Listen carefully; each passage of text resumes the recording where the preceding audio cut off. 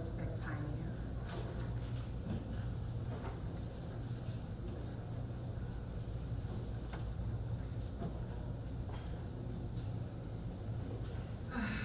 Good evening. How's everyone doing? Thank you so much for being here. And so I was given the privilege of talking about the P.O.L Lumumba Foundation. And as a community leader, you know, I was thinking maybe I was going to be given the opportunity to talk about, you know, the work that our community does. And so it's a privilege for me to combine those two because of time. I won't do my speech as a leader. I'm going to combine those two and save time. So let me just read what I wrote. To the leadership team of DPI, chaired by our very own president, Dr. Chris Omare, for the job well done for bringing our honorable guest to Minnesota. If you guys saw the original poster of Professor Lumumba's US tour, it did not include Minnesota. And so that means somehow, some way, Dr. Chris and his team created some magic, and now we're sitting here acknowledging Professor Lumumba.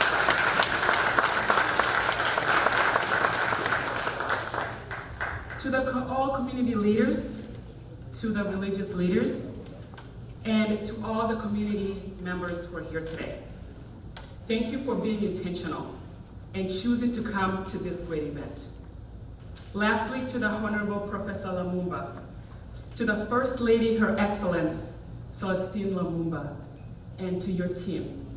It's an honor to have you here, and we do not take you lightly. It is an honor and privilege to have been assigned this role to introduce the P.O.L Lumumba Foundation. Again, my name is Hulda Mumanyi Hiltsley. I am Madam President of Mwanyegetinge, the largest Kenyan immigrant organization in Minnesota, and I dare say the US. If you are part of the Mwanyegetinge organization, please stand up. Let's show Professor Lumumba that we are strong here. If you're part of the Mwanyegetinge organization, stand up. Yes, thank you. Awesome, thank you so much. So let me go straight to the assignment that I was given. The P.O.L Foundation, the vision of the P.O.L Foundation across the globe is to be a flagship of excellence through servant leadership. And this speaks volume about that man sitting right there. He is all about servant leadership. The vision is to work with the needy and the disadvantaged groups in our society in order to improve and enhance capacity for self-development and actualization. The motto reads like a true African proverb with a modern twist. Servant leadership is a mother's milk for sustainable development. The core values are justice, honesty, humility, integrity, and authenticity. And we all know Professor Lumumba has a guiding philosophy in everything he does. Just listen to his speeches. The philosophy for the P.O.L Foundation is excellence through servant leadership. I'll repeat again, excellence through servant leadership. For those of you wondering, the P.O.L Lumumba Foundation was established 30 years ago. So this is not something that just started yesterday. It's been there for 3 decades. And with the objectives of nurturing transformational leaders across African continent and truly across the globe at this point. There are 3 ways how it does that. Participating in various economic activities geared towards uplifting the underprivileged in rural African communities, to promote and restore the pride of African culture, identity, diversity, through our collective activities. And lastly, since our establishment, they have been self-supporting, except for occasional support they have received from friends and organizations of goodwill. So that means there's work for us to do. They have continued to change lives across the globe and increase the quality of life for many. Currently, they are presented in 38 countries in Africa and 10 countries in the diaspora. And I believe in the next couple of years, he's going to take over the whole entire world. The objectives of the foundations are as follows: to nurture young Africans by conducting mentorship programs and various youth activities across Africa, to promote education through establishing learning centers, book donations, publications, awarding bursaries to the needy youth to enable them to achieve their academic goals, to promote health among people living in rural and low-income urban areas by organizing formal medical camps and health awareness campaigns, to nurture servant and transformative leaders, including women. I love that. To participate in various economic activities geared towards improving the standards of living among people in low-income and rural urban areas. Already there, you can tell that there's so many places you can plug yourself in.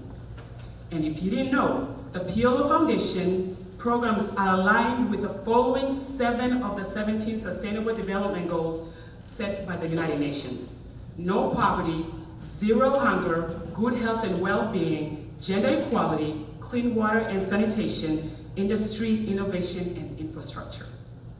If I may note, the foundation also is aligned with the African Union's agenda of 2063, which has been coined as the Africa's Blueprint for Master Plan for transforming Africa into a global powerhouse for the future. And this is exactly what he's trying to promote.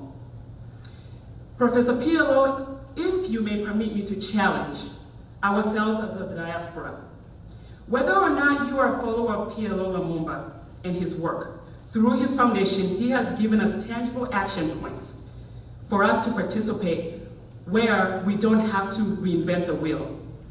Find something that you can pull all your passions, strengths, and skills from the many opportunities mentioned above and plug yourself in. Dedicate your time and resources and be part of the solution. So, Professor Lumumba, my one request as you give your remarks tonight, which we are all looking forward to, is that you give us action points. You leave us with action points so that this does not become another speech. It does not become another event where we come and just sit, and then after tonight, we forget about it. Let's check in with your organization and see if we have tapped into those action points that you're going to give us tonight. I dare challenge those of us in the diaspora to participate beyond just sending money home. My friend Wakili mentioned here, our issue is not participating. When you participate, things happen.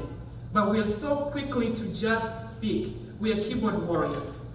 What are you doing? Ask yourself, how are you participating? All we are known for is our billions of dollars we send annually to Africa. A good example is this. The Kenyan Constitution grants those of us Kenyan citizens, no matter where we are, and no matter who we are, the right to vote. But yet, how many presidents would be elected before the diaspora of Kenya can exercise their right to place a vote and get representations within the Kenyan government? How long will we sit here and accept mediocrity of our government in the name of this is just politics as usual, and that's just the way things are? There's a Kenyan saying that goes like this: kwa ground, things are different. How long will we continue to fuel the Kenyan economy without billions, and yet in the diaspora we cannot exercise that right?